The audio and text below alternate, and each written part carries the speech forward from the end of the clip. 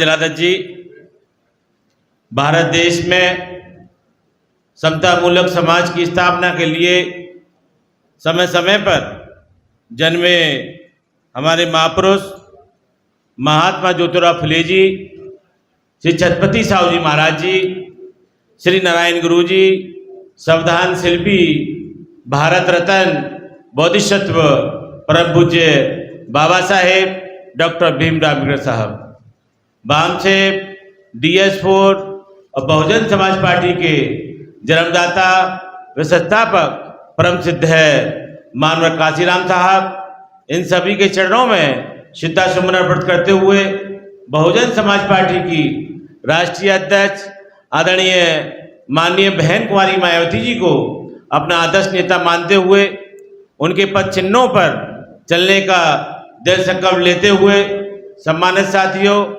आज गोंदिया जिले की इस मीटिंग में मुख्य रूप से उपस्थित हुए कई प्रदेशों के प्रभारी हमारे छोटे भाई नितिन सिंह जी, दूसरे मुख्य अतिथि प्रदेश अध्यक्ष एडवोकेट संदीप ताजने जी,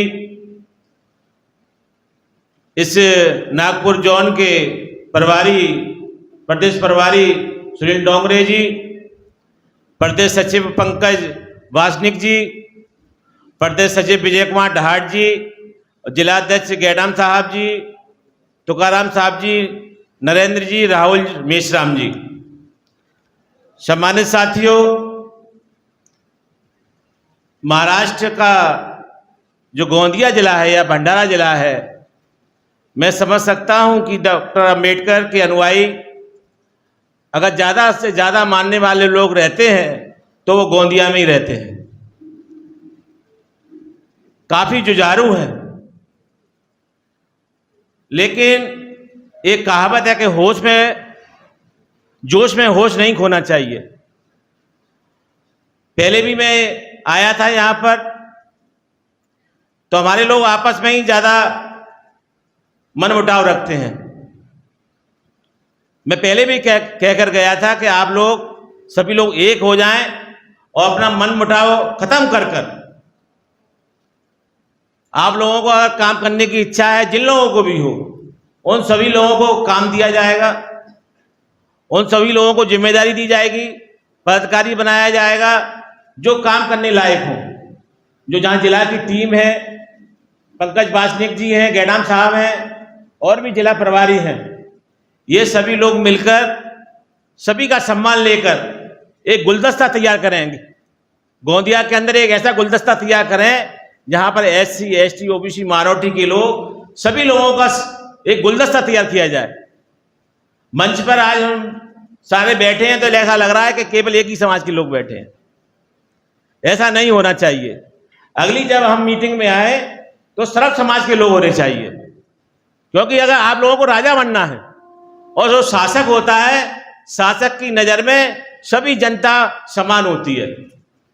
अगर अपने आप को आप शासक की नजर से देखेंगे, राजा की दृष्टि से देखेंगे, तो आपको SC, ST, OBC माइनॉरिटी के लोगों को साथ लेकर इस गुलदस्ते को तैयार करें और अपनी विधानसभा कमेटी, जिला committee, sector committee, booth committee, इन सभी लोगों को लेकर एक ऐसा गुलदस्ता तैयार करें कि पूरे महाराष्ट्र के अंदर ही क्या पूरे देश के अंदर एक मॉडल तैयार हो कि गोंदिया में ऐसा काम किया हमारे लोगों ने कि सबसे पहले आमदार और खासदार देने का काम गोंदिया से हुआ। सम्मानित साथियों, ये विचारधारा की लड़ाई है और मुझसे ज्यादा आप लोग जानते हैं। परम पूज्य बाबा साहब के बारे में, मानव काशीराम साहब के बारे में, इन लोगों के बारे में, हर महापुरुषों के बारे में अगर आज बात शुरू करें हम लोग तो कई दिन लग सकते हैं और हमसे भी ज्यादा आप लोग जानते हैं, क्योंकि पूरे देश का राज्य जो अम्बेडकरवादियों का गढ़ माना जाता है तो उसको सबसे पहले महाराष्ट्र का नाम ही आता है। वो बात अलग है कि उत्तर प्रदेश के लोगों ने 4 बार सरकार बनाई। उत्तर प्रदेश के लोगों ने माननीय बहन जी के नेतृत्व में 4 बार सरकार बनाई, लेकिन विचारधारा का जब नाम आएगा तो सबसे पहले महाराष्ट्र का नाम सबसे ऊपर आता है। विचारधारा तो हम मानते हैं परम पूज्य बाबा साहब की, लेकिन उस पर चलने का काम भी करना चाहिए। संविधान के माध्यम से परम पूज्य बाबा साहब ने हम लोगों को संदेश दिया, एक आदेश दिया कि भाई इस तरह जो संविधान मैंने बना दिया है इसका सम्मान करते हुए आप आगे चलें। उत्तर प्रदेश के लोगों ने कोई अलग से काम नहीं किया।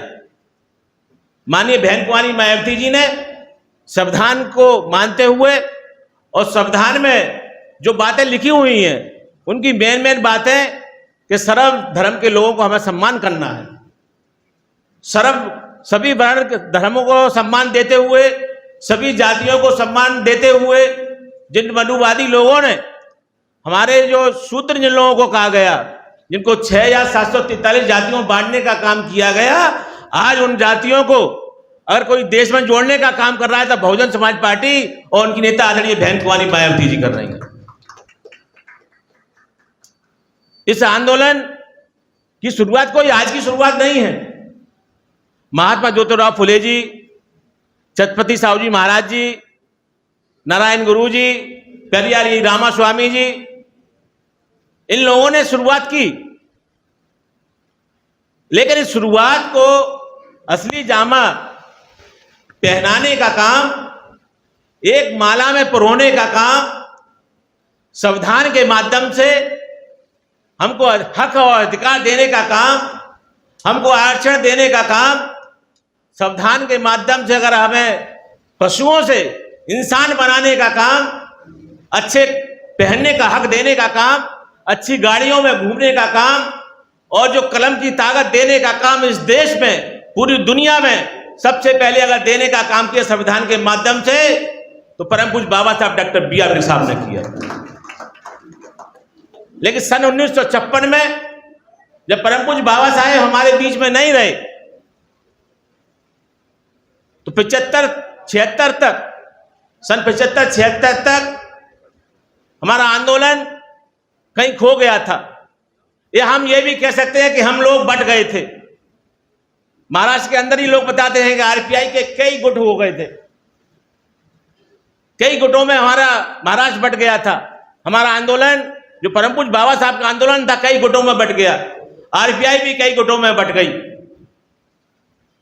लेकिन सम्मानित साथियों, पूरे देश में बहुजन समाज के लोगों को, SC ST OBC माइनॉरिटी लोगों को एक राजनीतिक जागरण देने का काम, राजनीति में हमारे लोगों को लाने का काम इस देश में अगर किसी ने किया तो वह केवल एक ही नाम आता है, मानवर काशीराम साहब, जिन्होंने हमें राजनीतिक चेतना प्रदान करी और पूरे देश में कश्मीर से लेकर कन्याकुमारी तक साइकिल चलाकर पूरे देश के लोगों को जागृत करने का काम किया और इन महापुरुषों को हर घर हर गली मोहल्ले में पहुंचाने का काम मानवर काशीराम साहब ने पूरे देश में किया।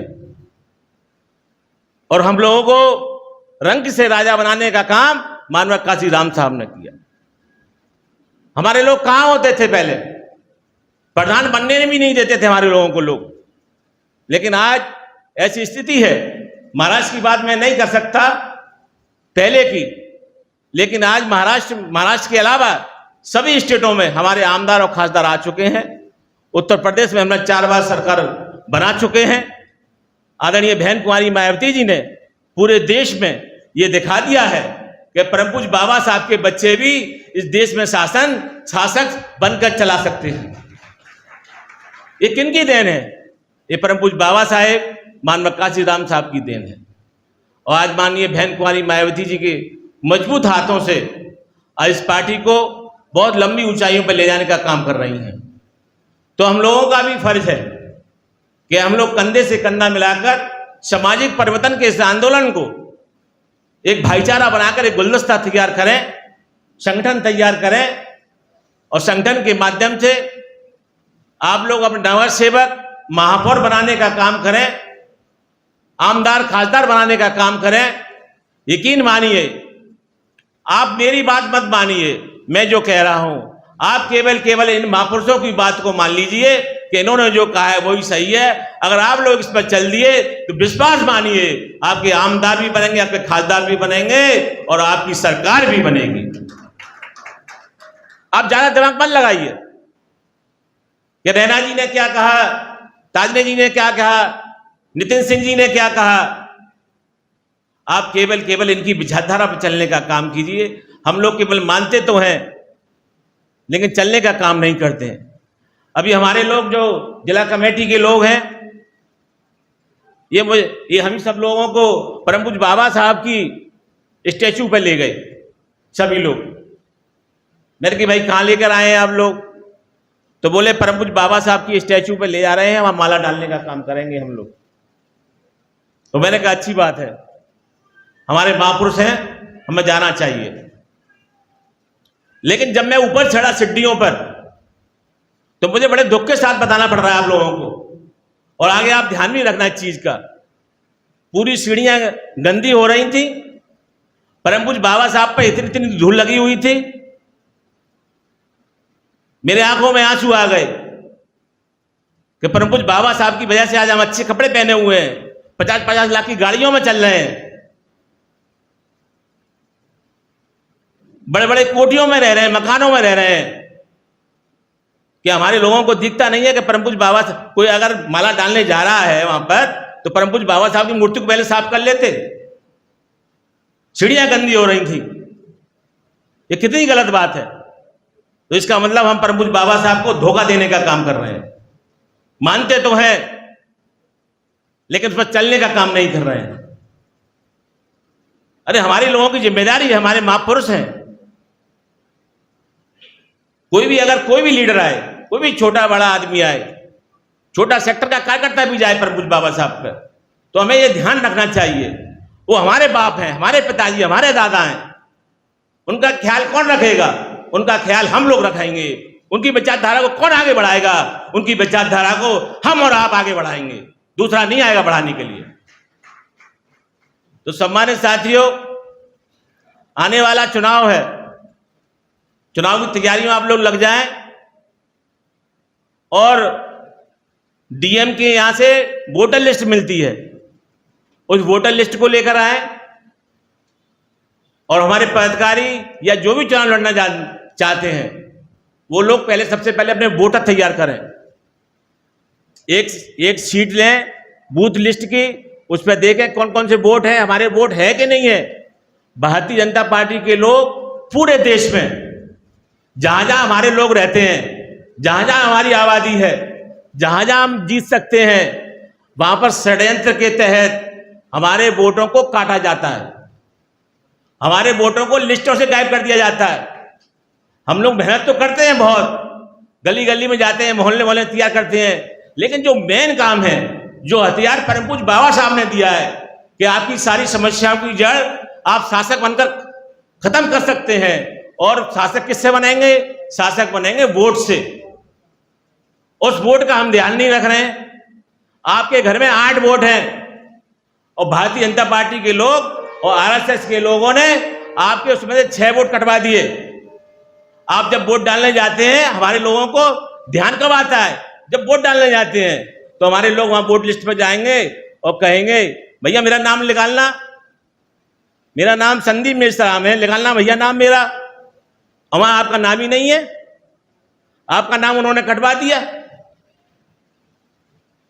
तो इसकी जिम्मेदारी किसकी है? इसकी जिम्मेदारी हमारी और आपकी है।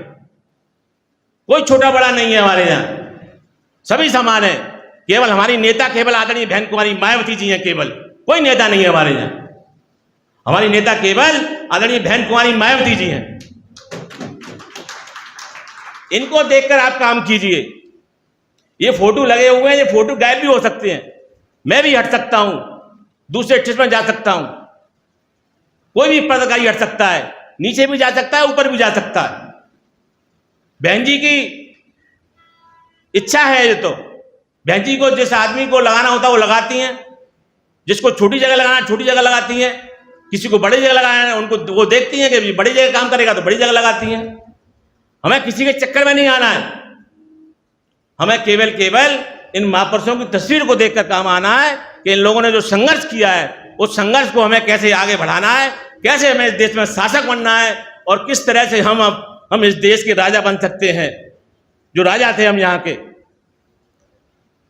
तो जो मूल बात मैं जो बताने जा रहा था आपको वोट का, उस वोट की आप तैयारी कीजिए। जिला कमेटी, जिलाध्यक्ष जी, डीएम के यहां से लिस्ट मिलती है फ्री में लिस्ट मिलती है, वोटर लिस्ट लेकर आए आप? हाँ ठीक है, बहुत बहुत धन्यवाद। उस लिस्ट के हिसाब से आप काम कीजिए और देखिए कि कहीं हमारा वोट तो नहीं गायब हो गया। और आपके घर में अगर कोई बेटा बेटी 18 साल की हो गई है तो उसका वोट बनाने का काम कीजिए। अगर आपके बेटे की शादी, आपका बेटा 22 साल का है, आपके बेटे ने अपनी शादी कर ली है, उस बहू का वोट बनाने का काम कीजिए। तो जब हमारे लोग उस चीज में ध्यान नहीं देते जिससे सत्ता आ सकती है, तो मेरा आप लोगों से यही निवेदन है कि आप सब ज्यादा से ज्यादा हमारे कार्यकर्ता सेक्टर के बूथ के हर वार्ड में जाएं और अपनी वोटर लिस्ट तैयार करें और अपने वोटों को देखें। कहीं ऐसा तो नहीं है बीजेपी और आरएसएस के लोगों ने कहीं आपका वोट ही काट दिया हो।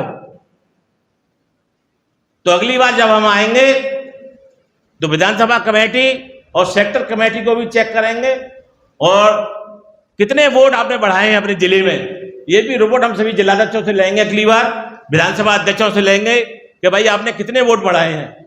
ये ऐसा तो नहीं हमारे वोट पहले कितने थे अब कितने रह गए हैं। कहीं ऐसा तो नहीं कि हमारे जहां मोहल्ले हैं, हमारे जहां गढ़ हैं, वहां जाकर वोटों को ही काट दिया गया हो हमारे। तो इसी के साथ मैं अपनी बात यही समाप्त करता हूं। जय भीम, नमो बुद्धाय, खुदा हाफिज।